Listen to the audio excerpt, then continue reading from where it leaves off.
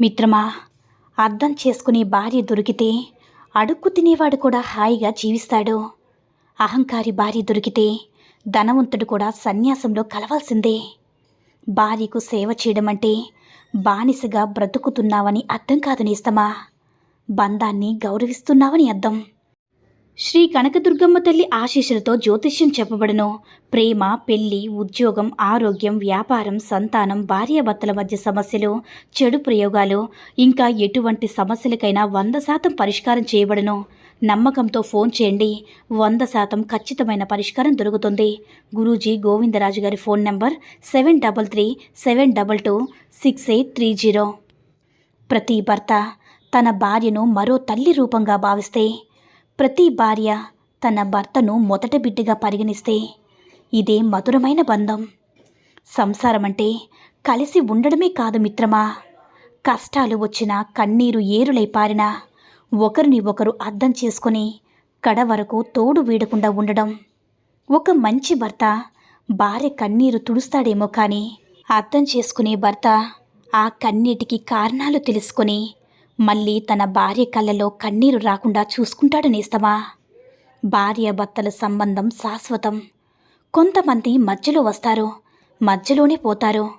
కానీ భార్యకు భర్త శాశ్వతం, భర్తకు భార్య శాశ్వతం.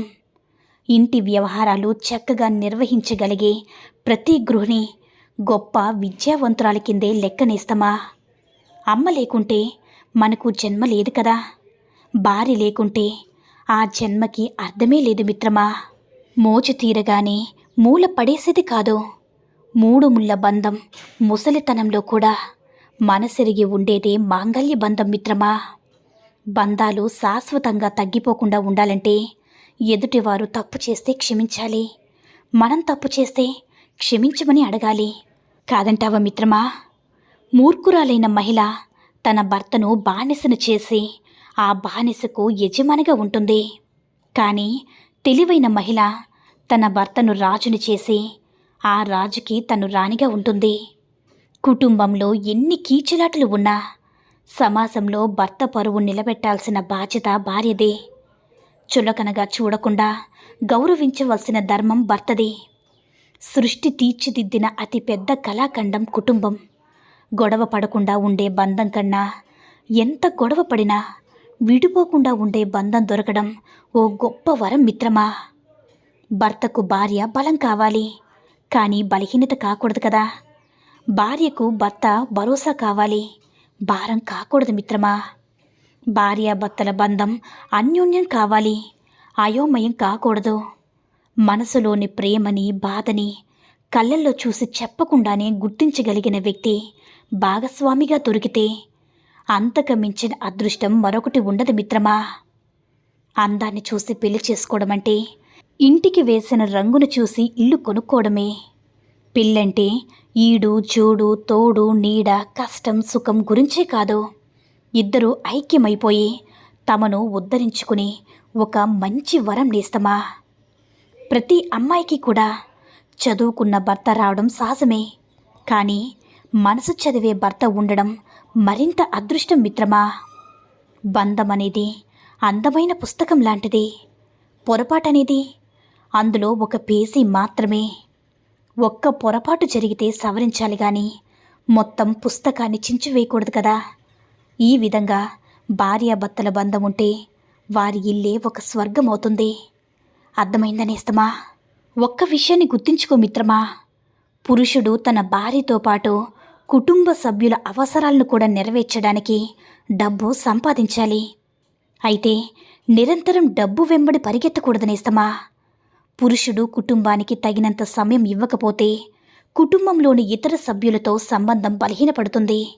తమలో ఉండే ప్రతి విషయాన్ని కూడా భర్తలు అర్థం చేసుకోవాలని భార్యలు కోరుకుంటారు. ఆమె ఇష్టాలు, అవసరాలు, కోరికలు ఇలాంటివన్నీ కూడా తను చెప్పకముందే భర్త అర్థం చేసుకోవాలని భార్యలు ఆశిస్తారు. ఎవరైతే ఈ విషయాలను ముందుగానే గ్రహిస్తారో వారి జీవితం ఆనందమయం అవుతుంది నేస్తమా. ముఖ్యమైన విషయాన్ని గుర్తుపెట్టుకో మిత్రమా, భార్యలు ఇంట్లో ఎన్ని జరిగినా భరిస్తారు, కానీ వారి విషయాలు 10 మందిలో చెప్పి బాధ పెడితే మాత్రం సహించలేరు. వేరే వారి ముందు వారిని తక్కువ చేసి అస్సలు తట్టుకోలేరు. వారిని ఖచ్చితంగా గౌరవించాల్సిందే. ఇదే భార్యలు భర్తల నుంచి కోరుకుంటారు మిత్రమా. ఒక స్త్రీ చేతిలో మోసపోయే పురుషుడి యొక్క 8 లక్షణాలు చెప్పననేస్తమా. 1. సున్నితమైన మనసు ఉన్న మగవాడు ఆడవారి చేతిలో మోసపోవడానికి పెద్ద సమయం పట్టదు. ఎందుకంటే సున్నితమైన మనసు ఉన్నవాడు దేనిని తట్టుకోలేరు. వీరు నిజాన్ని అబద్ధాన్ని తెలుసుకోవడానికి కూడా చాలా సమయం పడుతుంది. అప్పటికి వీరు మోసపోయి ఉంటారు. 2. చదువులేని మంచివాడు తన భార్యను బాగా చదివిస్తాడు. చదువుకున్న భార్య ఉద్యోగం వచ్చిన తర్వాత చదువులేని భర్త వద్ద ఉండడానికి ఇష్టపడక తనతో పాటు పనిచేసే వారితో సంబంధం పెట్టుకుని తన భర్తని మోసం చేస్తుంది. మోసపోయానని తెలుసుకున్న భర్త తన భార్యని ఏమీ చేయలేడు. 3. స్త్రీ వ్యామోహం ఉన్న ధనవంతుడు స్త్రీ చేతిలో మోసపోయి తన ధనంలో ఉన్న సగం పైగానే కోల్పోతాడు. ఎందుకంటే మగాడిని స్త్రీలు తమ అందాన్ని ఎరగా వేసి మోసం చేస్తారు. ఇది కొంతమంది మాత్రమే. ఇక 4. స్నేహితురాలిపై ఇష్టంతో తన మాటలను నమ్మి ఇంటిలో ఉన్న డబ్బు నగలు దొంగతనం చేసి ఆ స్త్రీకి ఇచ్చేవాడు ఆ స్త్రీ చేతిలో మోసపోతాడు. అలానే తన దగ్గర వారి నమ్మకాన్ని కోల్పోయి జీవితాంతం దొంగ పేరును మోస్తూ ఉంటాడు. 5. భార్య తప్పుడు పనులను మందలించినవాడు, తప్పులను తెలుసుకోలేనివాడు ఏదో ఒకరోజు భార్య ఇంటిలో నుంచి వెళ్ళిపోవడంతో మోసపోతాడు.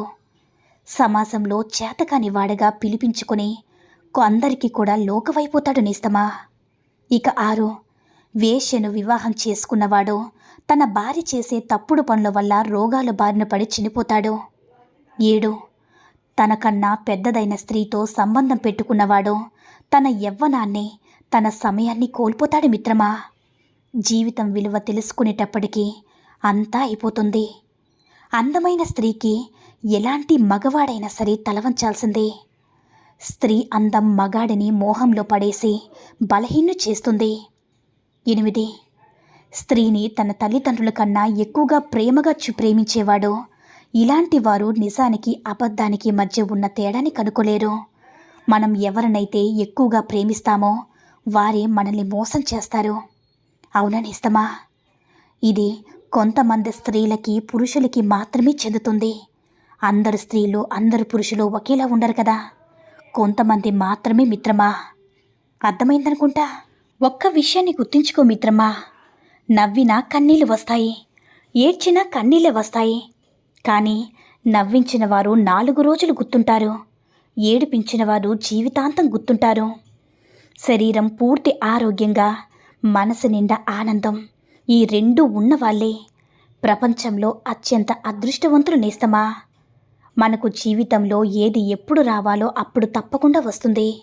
ఏది ఎప్పుడు వదిలిపోవాలో అప్పుడే పోతుంది మిత్రమా. ఇందులో నువ్వు దేన్ని కూడా ఆపలేవు కదా. నీ చేతుల్లో ఉన్నది ఒకటే. నీతో ఉన్నంత వరకు నీతో ఉన్నవారి విలువ తెలుసుకుని జీవించడమే కాదంటారా. ఈ సూక్తుల్లో ఏ సూక్తి నచ్చిందో కామెంట్ చేయండి. ఈ వీడియో నచ్చినట్లయితే లైక్ చేసి షేర్ చేయండి. మరిన్ని వీడియోస్ కోసం మన ఛానల్ని సబ్స్క్రైబ్ చేసుకుని మాకు కొంచెం సపోర్ట్ చేయండి. ధన్యవాదములు.